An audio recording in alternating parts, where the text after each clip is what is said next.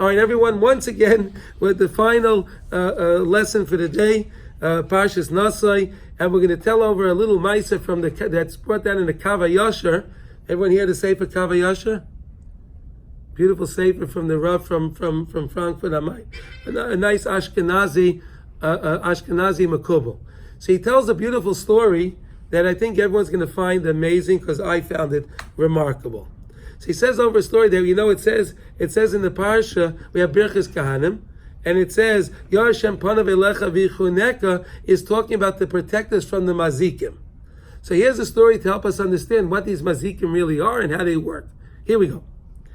He tells over there's a Maisa with a Jew that was a kamsen. What's a kamsen? A cheapskate, a miser. I think that's the right, is a miser. Doesn't want to spend any money. He can't give any money away. Kamsen. And he says that this kamsen was such a kamsen that when it came to go to shul, he went out like on Monday and Thursday, and to hear Kriyas HaTorah, he didn't want to go to shul because he was afraid they would call him for an aliyah and he would have to give some money. Or people would ask him for money. So he would stay home. But he had one mitzvah that was very near and dear to him, and he felt that this mitzvah would protect him and bring him to Olam Haba. And what was this mitzvah? He was a mile.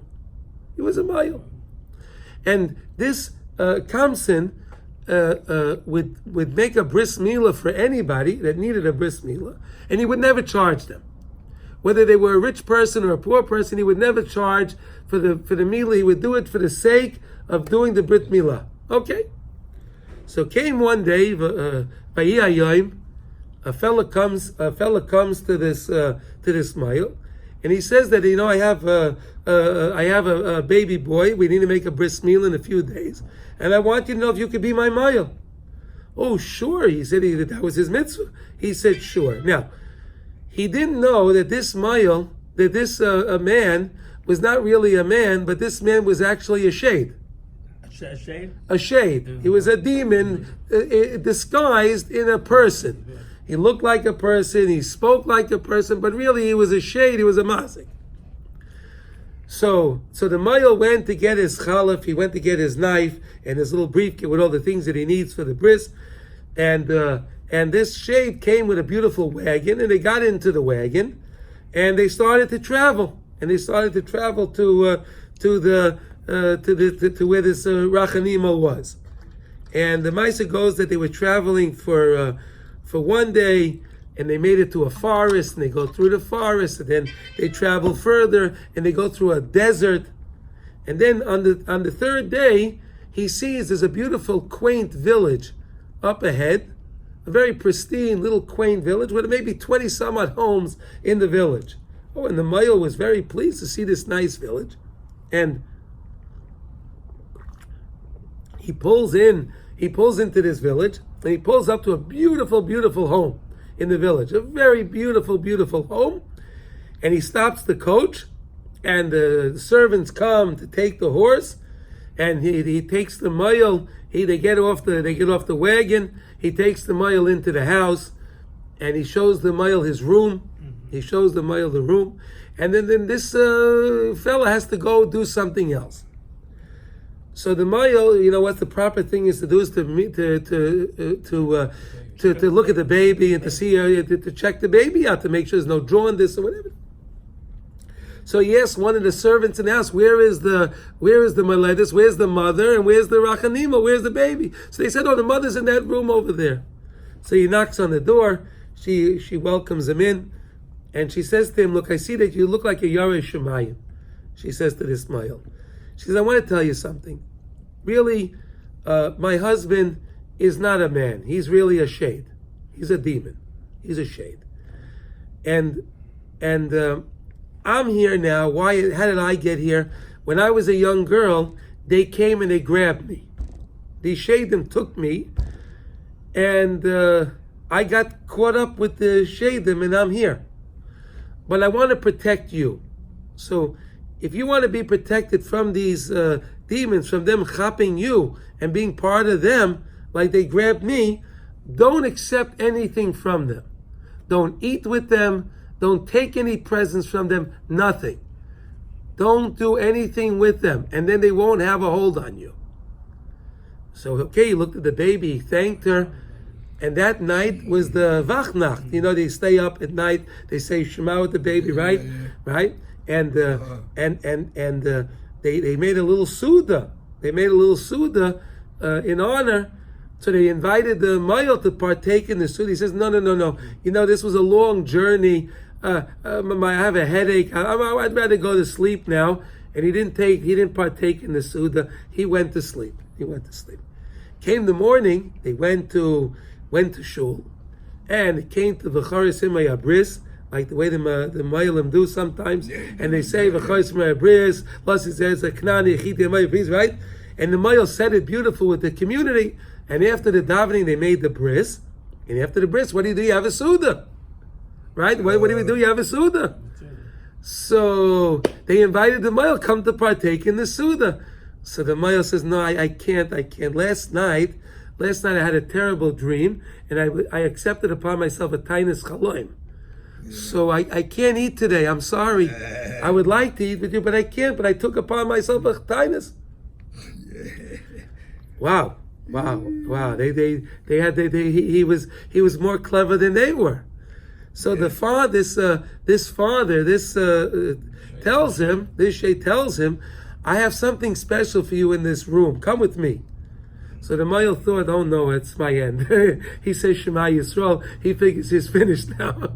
So he comes into this beautiful room with this shade, and the room is filled with beautiful silver kalim, sterling silver kalim, all different kind of styles and beautiful silver. And the shade says, please take any one of these kalim that you like, and it'll be for you, let's say, as a souvenir. You'll remembrance that you came to us and you made the bris for us. He says, no. I have so many beautiful silver kalim. I'm a very wealthy man. I don't need any silver kalim. Thank you so much. Okay, so they go out of the room and he closes the door. He goes to the next room. This room has all golden kalim. 14 and 18, 24 karat gold kalim. He says to them, take one of the kalim. Nope. I have beautiful gold kalim. I don't want none of your kalim. Okay, they close that. They goes into the next room. In the next room, it's filled with diamonds, jewels, rubies, anything you can imagine.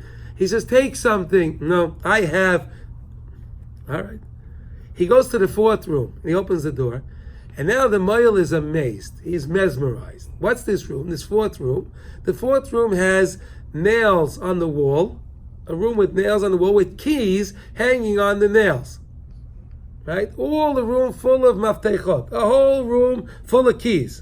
That's all there is around the room. Keys.